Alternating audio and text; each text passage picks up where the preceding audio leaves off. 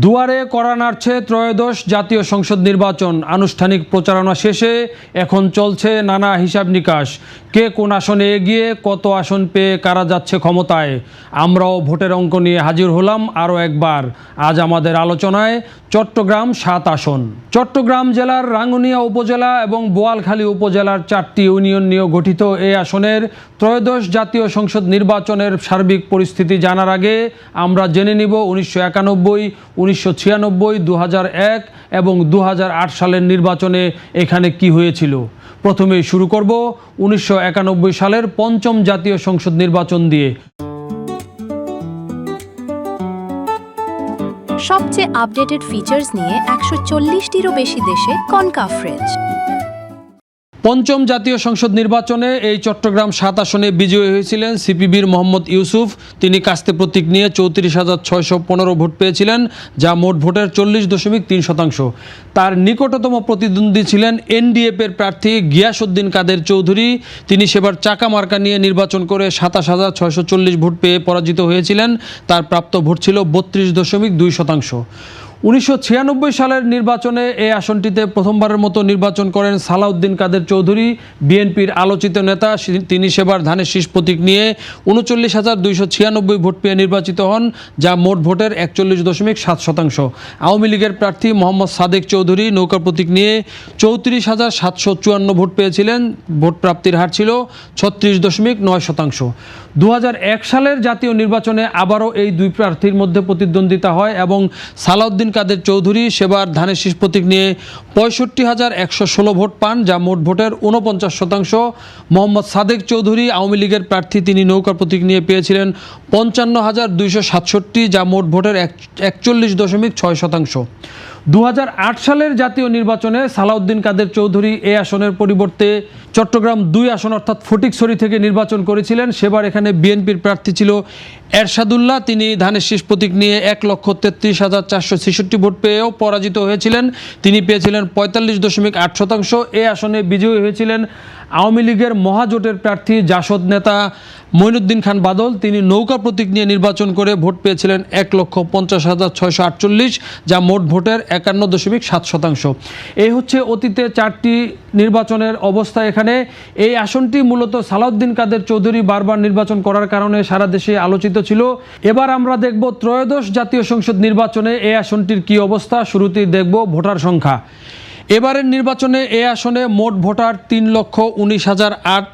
এর মধ্যে নারী ভোটার 1,51,476, পুরুষ ভোটার 1,67,531 এবং হিজড়া ভোটার রয়েছেন 1 জন।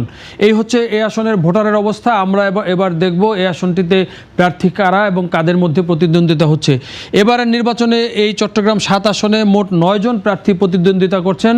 তার মধ্যে বিএনপির প্রার্থী হুম্মাম কাদের চৌধুরী, তিনি বিএনপির ধানের শীষ প্রতীক নিয়ে নির্বাচন করছেন।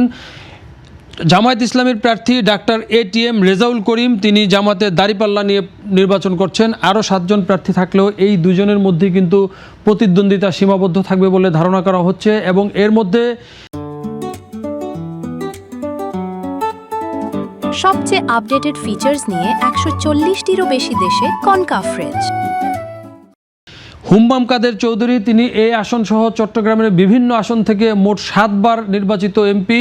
সালাউদ্দিন কাদের চৌধুরীর পুত্র এবং এই হুম্মাম কাদের চৌধুরীর দাদা অর্থাৎ সালাউদ্দিন কাদের চৌধুরীর পিতা ফজলুল কাদের চৌধুরী কিন্তু পাকিস্তান জাতীয় পরিষদের স্পিকার ছিলেন। অর্থাৎ এই চৌধুরী পরিবারের 3য় প্রজন্মের প্রার্থী হচ্ছে হুম্মাম কাদের চৌধুরী। তিনি যদি এবার জয়ী হন তাহলে তাদের পরিবারের দাদার এবং বাবা, তারপরে পুত্র, অর্থাৎ 3টি প্রজন্ম কিন্তু সংসদে প্রতিনিধিত্ব করবেন। সেই লক্ষ্য নিয়ে তিনি চট্টগ্রাম 7 আসনে এবার নির্বাচনে দাঁড়িয়েছেন। এই আসনটিতে বরাবরই বিএনপির একটি শক্তিশালী অবস্থান রয়েছে, সেই দলীয় সমর্থন তিনি পাচ্ছেন। সেই সঙ্গে তার পিতা সালাউদ্দিন কাদের চৌধুরী আওয়ামী লীগের আমলে আন্তর্জাতিক অপরাধ ট্রাইব্যুনালে যুদ্ধাপরাধের মামলায় কিন্তু তার ফাঁসি কার্যকর হয়েছে হয়েছে, সেই কারণে ওই এলাকার মানুষের একটি সমবেদনা কিন্তু তার প্রতি রয়েছে। একই সঙ্গে এই পরিবারটি ওই অঞ্চলে প্রভাবশালী পরিবার হিসেবে পরিচিত, তাদের একটি সমর্থক গোষ্ঠী কিন্তু সবসময় সেখানে রয়েছেন। সালাউদ্দিন কাদের চৌধুরী এবং গিয়াসউদ্দিন কাদের চৌধুরী দুই ভাই, তারা কিন্তু বারবার চট্টগ্রামের বিভিন্ন আসন থেকে নির্বাচিত হয়েছেন, অর্থাৎ ওই অঞ্চলে এই পরিবারটির একটি প্রভাব রয়েছেন, সেটি কিন্তু হুম্মাম কাদের চৌধুরীর পক্ষে এবার কাজ করছেন। সেই সঙ্গে বিএনপির নেতাকর্মীরা কিন্তু একাট্টা হয়ে এবার তার পক্ষে নেমেছেন। সেই সঙ্গে তার মা এবং পরিবারের অন্যান্য সদস্যরাও কিন্তু তার জন্য ভোটের মাঠে নেমে প্রতিদিনই প্রচারণা চালাচ্ছেন, ফলে তিনি একজন শক্তিশালী প্রার্থী হিসাবে সেখানে রয়েছেন। তার প্রতিদ্বন্দ্বী ডাক্তার এটিএম রেজাউল করিম, তিনি কিন্তু ওই এলাকায় একজন সমাজসেবক এবং বিশিষ্ট চিকিৎসক হিসেবে ব্যাপকভাবে পরিচিত। জামায়াত ইসলামী এই কারণেই তাকে সেখানে প্রার্থী করছেন এবং তার এই অতীতের যে পরিচিতি এবং এলাকার সমাজসেবক হিসেবে তার যে বিভিন্ন অবদান, এই কারণে তিনি কিন্তু হুম্মাম কাদের চৌধুরীর একজন শক্ত প্রতিদ্বন্দ্বী হিসেবে তিনি কিন্তু রয়েছেন এবং এই দুইজন কিন্তু ভোটের মাঠে সমান তালে প্রচারণা চালিয়ে যাচ্ছেন। তবে সামগ্রিক বিবেচনায় বিএনপির সাংগঠনিক শক্তি, অতীতের যে রেকর্ড, এখানকার ভোটের অবস্থা এবং সালাউদ্দিন কাদের চৌধুরী পরিবারের যে প্রভাব, সব মিলিয়ে হুম্মাম কাদের চৌধুরী কিন্তু এই চট্টগ্রাম 7 আসনের ভোটের হিসাব নিকাশে এবার অনেকটা এগিয়ে রয়েছেন। তবে তাকে চ্যালেঞ্জ করার জন্য প্রস্তুত রয়েছেন ডাক্তার এটিএম রেজাউল করিম, যিনি দাঁড়িপাল্লা প্রতীক নিয়ে জামায়াত ইসলামীর প্রার্থী হিসাবে কিন্তু, কারণ চট্টগ্রামের ওই অঞ্চলে জামায়াত ইসলামীর কিন্তু একটি শক্ত সাংগঠনিক অবস্থা রয়েছে এবং সেই সঙ্গে 24-এর 5 আগস্টের পর দেশের রাজনীতিতে যে পরিবর্তনের একটি হাওয়া বইছে, সেটি কাজে লাগিয়ে এটিএম রেজাউল করিম কিন্তু বিজয় নিশ্চিত করার চেষ্টা করছেন। সবচেয়ে আপডেটেড ফিচার্স নিয়ে 140টিরও বেশি দেশে কনকাফ ফ্রিজ। এই প্রেক্ষাপটে চট্টগ্রাম 7 অর্থাৎ রাঙ্গুনিয়া এলাকা থেকে ফজলুল কাদের চৌধুরী পরিবারের তৃতীয় প্রজন্মের প্রতিনিধি হিসেবে হুম্মাম কাদের চৌধুরী সংসদে যাবেন নাকি এই এলাকার মানুষ এটিএম রেজাউল করিমকে বেছে নেবেন, সেটি জানা যাবে 12ই ফেব্রুয়ারি নির্বাচনটি হয়ে যাওয়ার পর। দর্শক, বাংলাদেশ প্রতিদিনের ইউটিউব চ্যানেল এবং ফেসবুক পেজ ফলো করে আমাদের সঙ্গেই থাকুন।